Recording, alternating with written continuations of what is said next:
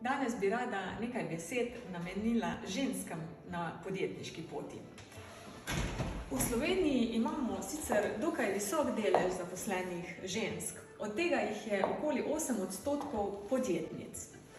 Od teh 8% je približno 3/4 samostojnih podjetnic in okoli tretjina podjetij, blizu tretjina, 28%, jih je v večinski ženski lasti.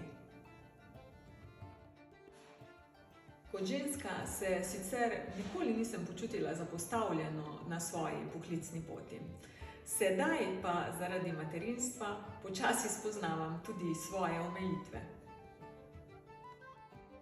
In ravno zato se bom še naprej zavzemala za ukrepe, ki omogočajo lažje združevanje poklicnega in družinskega življenja, kot je denimo delo s skrajšanim delovnim časom, kjer pa ni negativnih učinkov na osebno pokojninsko blagajno, kajti prispevki so pokriti do polne plače s strani države.